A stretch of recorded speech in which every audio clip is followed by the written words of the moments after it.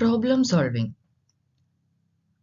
Consider I'm sitting in front of the veranda of my house, looking at the full moon and see in it various objects, a beautiful person, a peacock, etc. This is imagination. I'm sitting in the same place, start making guess about the examination results. It is thinking. Then, same place, but I'm wondering how to arrange the furniture to accommodate friends whom I have invited home. This is an example of problem solving.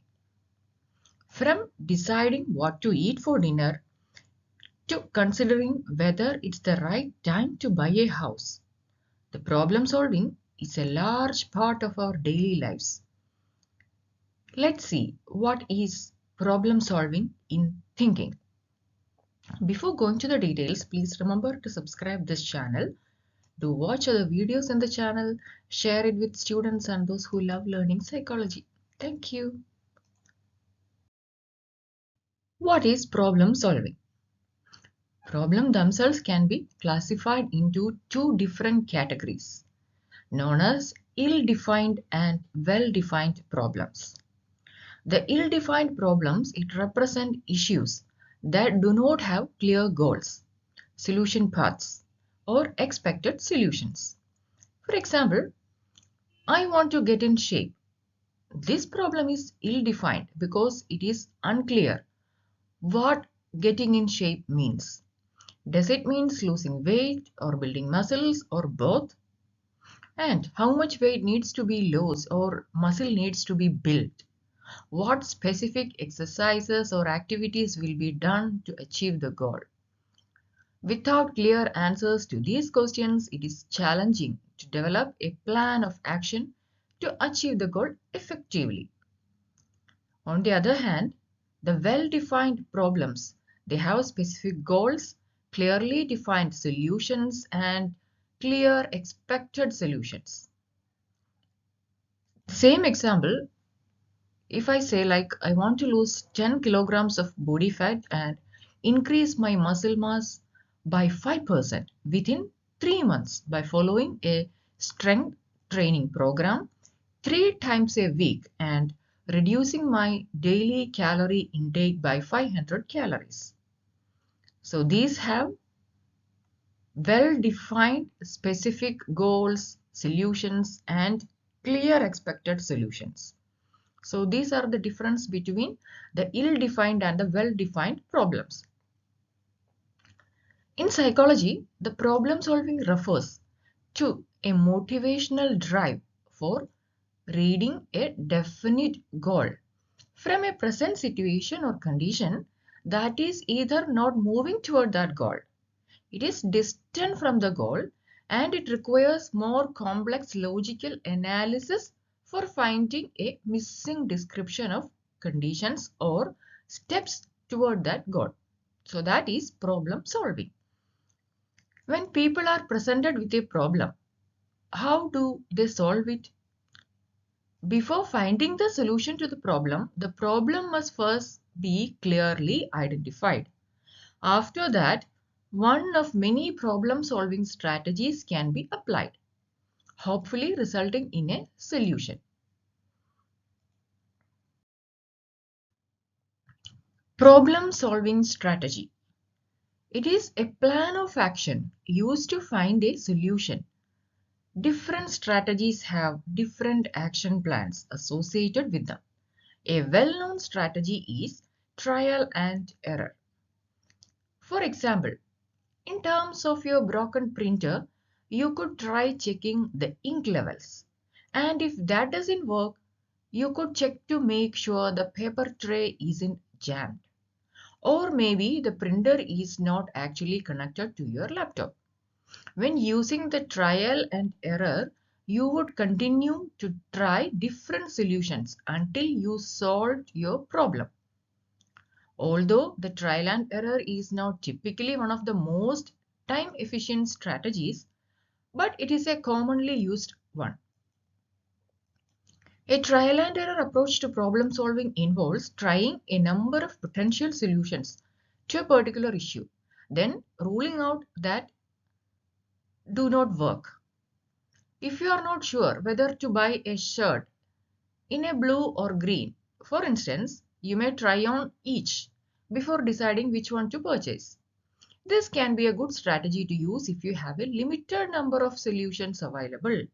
But if there are many different choices available, narrowing down the possible options using another problem-solving technique can be helpful before attempting the trial and error method. The second type of problem-solving strategy is algorithm. Algorithm is a problem-solving formula that provides you with step-by-step instructions used to achieve a desired outcome. You can think of an algorithm as a recipe with highly detailed instructions that produce the same result every time they are performed. Algorithms are used frequently in our daily lives, especially in computer science. When you run a search on the internet, the search engine like Google use algorithms to decide which entries will appear first in your list of results. Facebook also uses algorithms to decide which post to display on your newsfeed. Algorithm is a step-by-step procedure that, by following certain rules, produces a solution. Consider the example. Let's see the algorithm for making a cup of tea. Fill a kettle with water and switch it on. While waiting for the water to boil, place a tea bag into the cup. Pour the boiled water into the cup. Leave enough space for milk if you want to add it. Then let the tea steep for 3 to 5 minutes, depending on the desired strength. Then remove the tea bag out of the cup. Then add milk, add sugar or honey, whatever you need, and stir it. And enjoy the cup of tea. In this algorithm, the steps are clear and well defined, allowing anyone to make a cup of tea by following the instructions in order. In psychology, algorithms can be used to help identify individuals with a greater risk of mental health issues. Research suggests that certain algorithms might help us recognize children with an elevated risk of suicide or self-harm. One benefit of algorithm is that they guarantee an accurate answer. They aren't always the best approach to problem solving because detecting patterns can be incredibly time consuming. Another type of problem solving strategy is heuristic. An algorithm must be followed exactly to produce a correct result. A heuristic is a general problem solving framework. You can think of these as mental shortcuts that are used to solve problems. The rule of thumb. This approach allows you to simplify complex problems, reducing the total number of possible solutions to a more manageable set. A chef might use a rule of thumb to estimate the amount of seasoning to use in a recipe. Or a financial advisor might use a rule of thumb to recommend a certain percentage of income to save for retirement. However, it is important to note that the rule of thumb is not always accurate or reliable, and it should be used with caution in situations that require more precise measurement or analysis. Working backward is a useful heuristic in which you begin solving the problem by focusing on the end result. For example, you are living in Bangalore and have been invited to a wedding at 4 p.m. on Saturday in Mysore. You need to plan your travel and time your departure accordingly. If you want to be at the wedding service by 3:30 p.m. and it takes 3 hours to get to Mysore without traffic, what time should you leave your house? You use the working backward heuristic to plan the events of your day on a regular basis. You use this probably without even thinking about it. Another useful heuristic is the practice of accomplishing a large goal or task by breaking it into a series of smaller steps. Students often use this common method to complete a research project for school or college. For example, students typically brainstorm, develop a thesis or main topic, then choose the topic, organize their information into an outline, then rough draft, then revise it, edit it, and develop a final draft. Organize the reference list, proofread their work before turning in the project. The large task become less overwhelming when it is broken down into series of small steps. So that is the heuristic approach in problem solving strategy. Next is insight. In some cases, the solution to a problem can appear as a sudden insight. You are facing an issue in a relationship or your career. Out of nowhere, the solution appears in your mind and you know exactly what to do. Insight can occur when the problem in front of you is similar to an issue you have dealt with in the past. Although you may not recognize what is occurring, since the underlying mental process that lead to insight often happen outside of the conscious awareness. Research indicates that insight is most likely to occur during times when you are alone, such as when going on a walk by yourself, when you are in the shower, or when lying in the bed after waking up, etc. Consider an example. You have been trying to lose weight for a while, but you haven't been successful. One day you notice that you tend to eat more when you are feeling stressed or anxious. This realization is an insight, a deep understanding of your behavior that you didn't notice before.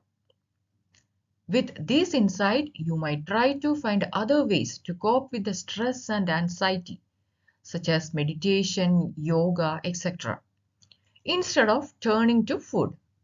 By addressing the underlying cause of your overeating, you may be more successful in your weight loss effort. So that is insight. Problem solving strategies in real life. First, you need to create a flow chart. If you have time, you can take advantage of the algorithm approach to problem solving by sitting down and making a flow chart of each potential solution, its consequences, and what happens next. Then you can recall your past experience. When a problem needs to be solved fairly quickly, the heuristics may be a better approach. Think back to when you faced a similar issue, then use your knowledge and experience to choose the best option possible. Then start trying potential solutions. If your options are limited, start trying them one by one to see which solution is best for achieving your desired goal. If a particular solution doesn't work, move on to the next. Take some time alone, since insight is often achieved when you are alone. Carve out time to be by yourself for a while. The answer to your problem may come to you, seemingly out of the blue, if you spend some time away from others. So these strategies you can use in your real life situations. Then there are certain obstacles in problem solving. Let's see what it is. Problem solving is not a flawless process. There are a number of obstacles that can interfere with our ability to solve a problem quickly and efficiently. First one, assumptions. When dealing with a problem, people can make assumptions about the constraints and obstacles that prevent certain solutions. Thus, they may not even try some potential options. Then, functional fixedness. This term refers to the tendency to view problems only in their customary manner. The functional fixedness prevents people from fully seeing all of the different options that might be available to find a solution. Then irrelevant or misleading information. When trying to solve a problem, it's important to distinguish between information that is relevant to the issue and the irrelevant data that can lead to faulty solutions. The more complex the problem, the easier it is to focus on misleading or irrelevant information. Then mental set. It is a tendency to only use solutions that have worked in the past rather than looking for alternative ideas. The mental set can work as a heuristic, making it a useful problem-solving tool. The mental set can also lead to inflexibility, making it more difficult to find effective solutions. So these are certain obstacles in problem solving. Now let's have a quick recap on what we have learned. Many different strategies exist for solving problem. The typical strategies include trial and error, applying algorithm and using heuristics. Then insight also. To solve a large complicated problem, it often helps to break the problem into smaller steps that can be accomplished individually, leading to an overall solution. The obstacles to the problem solving include mental set, functional fixedness, and various biases, and that can cloud decision-making skills. So this is about problem solving. Hope you liked this video. Please share and subscribe. Thank you and keep smiling.